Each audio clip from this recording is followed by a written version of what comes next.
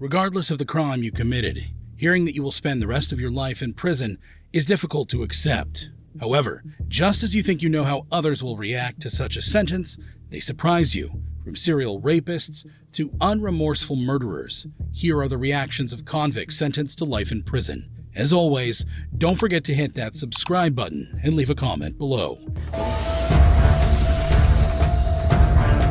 She trusted being with you as opposed to being with a stranger.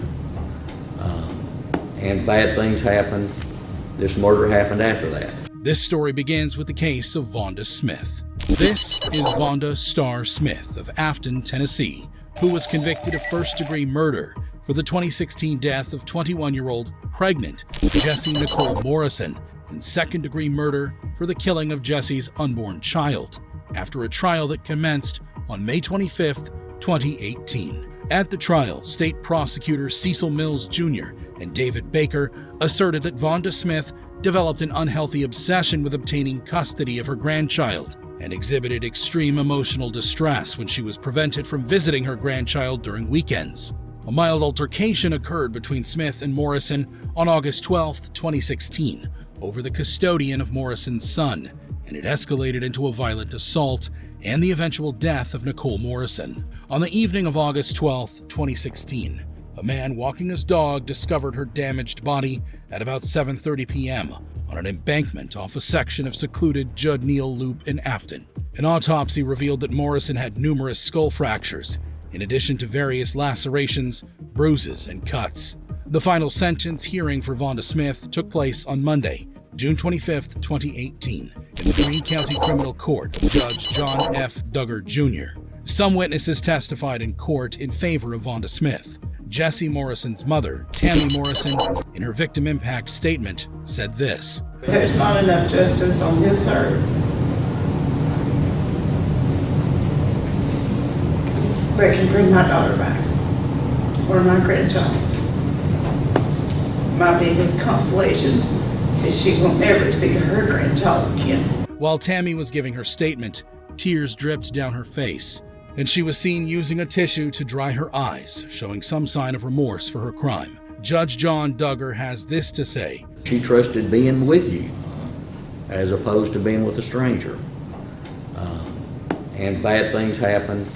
This murder happened after that. Before handing Vonda Smith a life sentence for the first-degree murder of Jessie Morrison and a 25-year prison term for the second-degree murder of her unborn child. She hugged her attorney as she was being led out of the courtroom, making us wonder if she was truly remorseful. Though it appears like Vonda Smith faked her reaction in court, it stands in contrast to Robert Martinez's reaction. Robert Martinez, a San Antonio man, is set to be sentenced at the State District Court after being found guilty of the 2015 shooting and killing of a man whose body was discovered in a Hell's Gate drainage ditch on San Antonio's west side. His sentencing was discussed for about 90 minutes by the jury. Martinez faced a 5 to 99-year sentence for the murder of Stephen Cerna. Robert Martinez murdered Stephen Cerna on February 20th, 2015, after he lured him with the idea of earning money for drugs. He took him to Hell's Gate, a west side drainage ditch, and shot him 4 times in the face. In June 2017, the San Antonio Police Department arrested and charged Martinez after he was reported bragging about killing Cerna more than 2 years after the crime. Martinez, according to the prosecutor, killed Cerna because he believed the victim's family was involved in the murder of a friend. The prosecution relied heavily on Martinez's uncle Larry Isaac, who stated that his nephew confessed to him that he was Cerna's killer. He agreed to testify against Robert in return for a reduction in his prison term for kidnapping. He couldn't come to the phone. I was like, why? He's like, because he came, he's in the dirt or something like that. He said what? He's in the dirt. I just didn't want to hear that he did it. I pretty much was trying to get the answer that Chasm did it. But he denied it and said he did it.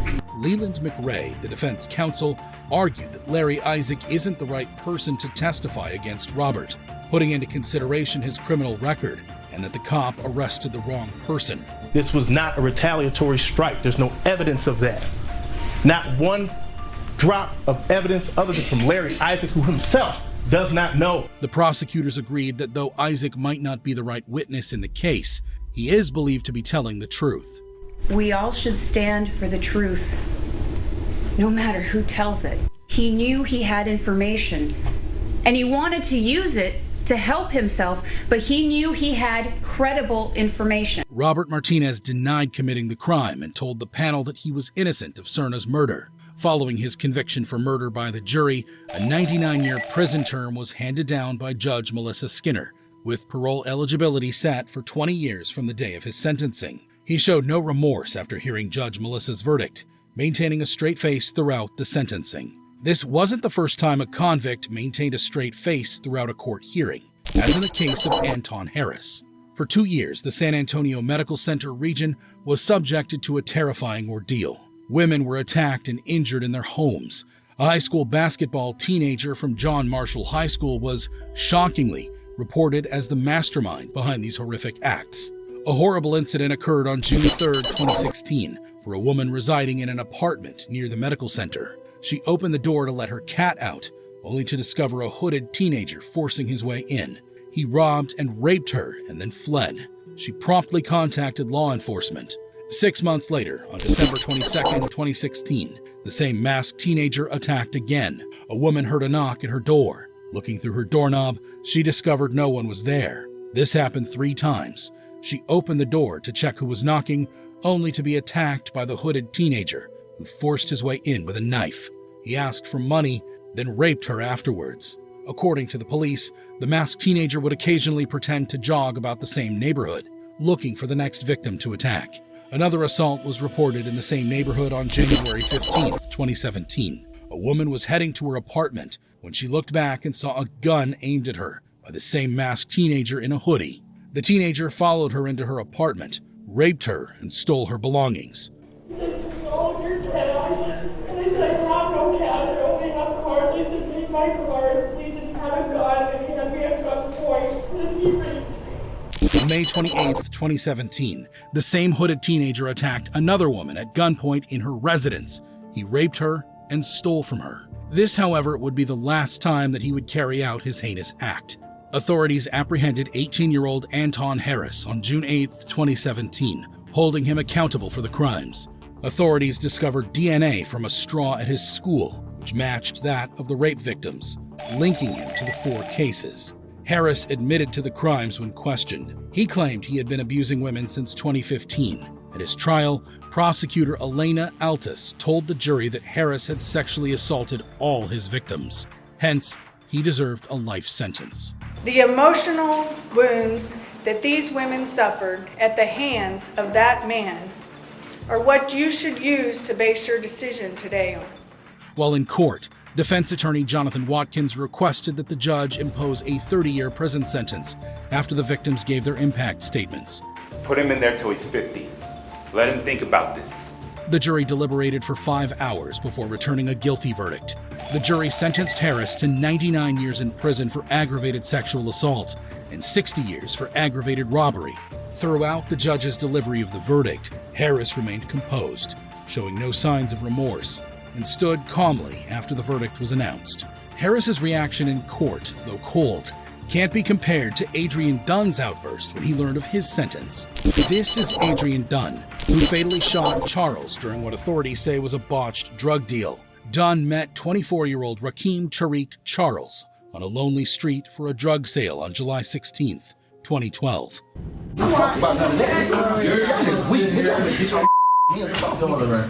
But things didn't go as planned. Dunn, who had a shady past, shot and murdered Charles.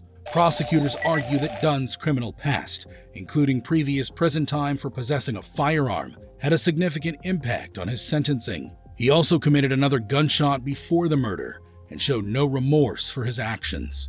Prosecutor Jason Goss grasped Charles's mother's hand as he argued with the jurors for a life sentence. There will never be somebody like her son who has to suffer, and this family who has to suffer because of the defendant.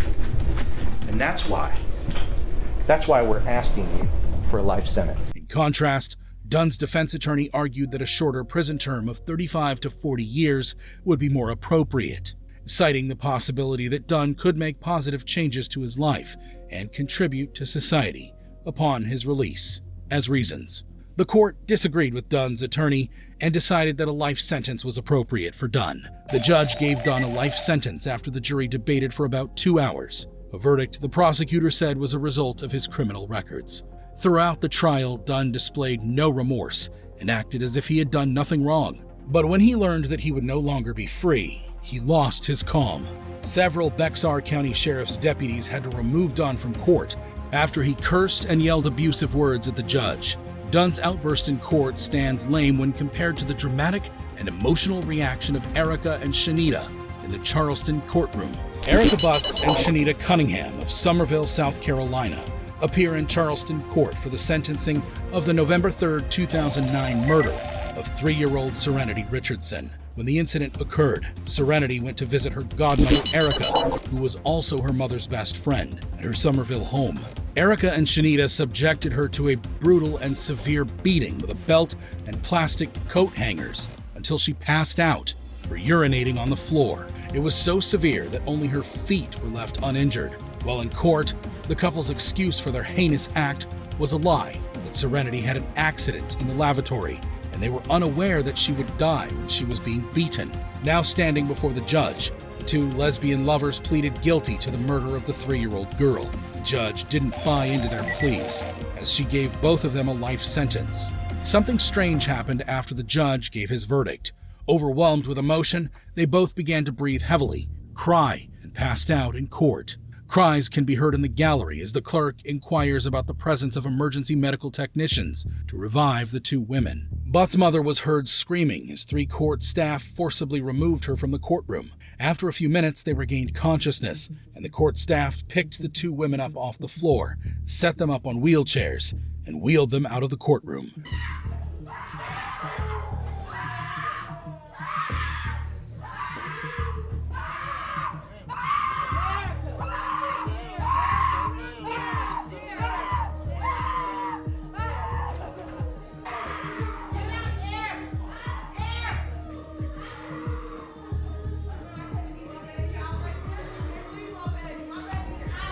The lesbian couple's dramatic reaction shows how remorseful they were. This can't be said of Shawn Corbally. A Central Indiana man with 2 previous rape convictions was convicted of sexually assaulting a Greenwood mother at knife point while her 1-year-old daughter slept nearby. Corbally was initially released from jail in February 2010, having served less than 12 years of a 25-year sentence for rape in September of 2000. According to the officials of the Indiana Department of Corrections, Corbally's sentence was reduced due to his excellent behavior, educational credits, and substance addiction rehabilitation. Upon his release, he was labeled a sexually violent predator and placed on 5 years probation. While on probation, he broke into the Greenwood mother of two's home in July 2012 through an unlocked patio door, took a dull knife, and threatened to kill her daughter and 9-year-old son if she resisted his sex plea. Corbally sexually assaulted the woman and fled, although he was arrested for a different sexual assault less than a week before the Greenwood crime, but was freed due to lack of evidence. The DNA evidence discovered at the crime scene led to his rearrest. The 35-year-old woman submitted a letter to the jury in court, stating how she felt about Corbally. Judge K. Mark Lloyd of Johnson Circuit Court described the case as malicious and stated that the evidence against Corbally was overwhelming. Corbally was found guilty of rape, unlawful confinement, deviant criminal behavior, and burglary, resulting in bodily harm, and was convicted of sexual assault by a jury after a 3-day trial that concluded on February 28, 2013, and he was sentenced to 270 years in prison. He displayed no sign of remorse after the verdict was delivered, maintaining he was innocent. He was seen speaking to the cops before eventually smiling as he was led out of the court premises. Corbally's reaction is similar to that of Abel Gallegos.